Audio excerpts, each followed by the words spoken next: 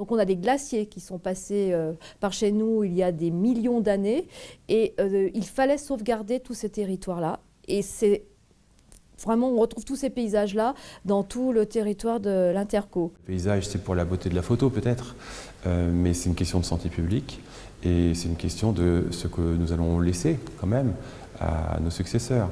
Donc il faut faire un effort. On peut confronter la réalité des situations diverses et variées, mais on arrive tous à la même conclusion que le paysage, c'est un élément incontournable de tout PLUI.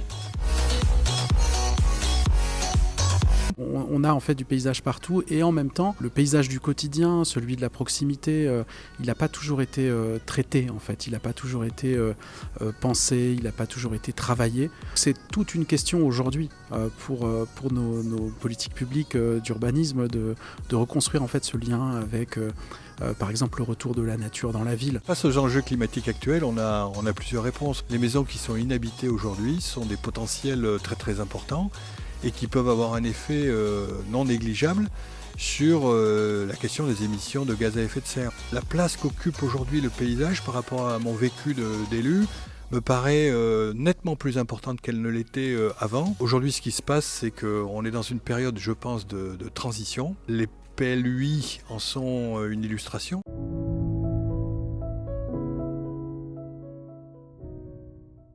Avec aussi le paramètre de l'agriculture, puisqu'il faut effectivement sauvegarder nos exploitations agricoles. Et vraiment, le monde agricole est en grande souffrance parce qu'au mois d'août, septembre, on a les fameux comices agricoles. Et là, c'est le cahier de doléances. Hein. C'est vrai qu'on se croirait revenu aux temps anciens. Les agriculteurs sont en réelle souffrance. Donc, il est notre devoir, nous, élus, d'être quand même aussi à leur écoute. Et de ne pas se dire, oh là, le SCOT me l'impose, je dois le faire. Il y a une réalité humaine derrière tout ça. Je ne pense pas qu'il faille opposer non plus les villes et les campagnes, les élus, les citoyens. Les élus sont des citoyens, peut-être un peu particuliers, eh bien ils doivent avoir un peu le courage de dire les choses, de faire prendre conscience, même si on doit perdre les élections. Je sais que c'est pas marrant et c'est pas forcément mon envie, mais il faut y aller.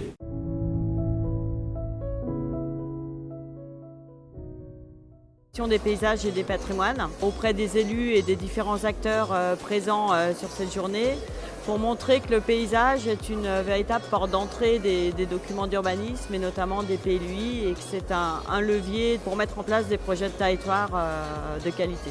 Il fallait avoir un dénominateur commun, il fallait qu'on raisonne tous ensemble sur une thématique et on a tous été d'accord pour mettre en avant le paysage. Nous souhaitions sauvegarder une de nos plaines, hein, la plaine de Bièvre, en la mettant inconstructible. Et là, on a la Chambre d'agriculture, puisque effectivement la Chambre d'agriculture a une lecture et a un avis à donner sur notre PLUI, nous a dit non, mais là, nous, on n'est pas d'accord du tout. Vous devez ouvrir à la construction aux agriculteurs. Et leur réflexion, effectivement, nous a permis un petit peu de revoir notre copie et de se dire, effectivement, là, on est en contradiction totale avec les objectifs du SCOT. Nous voulons bien faire, nous voulons sauvegarder notre paysage, mais n'allons pas trop loin non plus. Essayons de respecter ce monde agricole qui est en grande souffrance. En termes de résilience, on a énormément de pédagogie à faire pour faire en sorte qu'effectivement on puisse être résilient, faire en sorte que nos paysages et nos patrimoines soient vivants et qu'on puisse les transformer, les reconvertir, les mettre aux normes environnementales, faire de la rénovation de logements dans ces bâtiments, dans ces grands paysages. On parle beaucoup de développement durable et le patrimoine, par le fait qu'il est là, il montre qu'il est durable. Il y a la question de patrimoine en termes de conservation de l'existant, mais il me semble que le plus important, c'est de comprendre comment ce patrimoine est arrivé jusqu'à nous.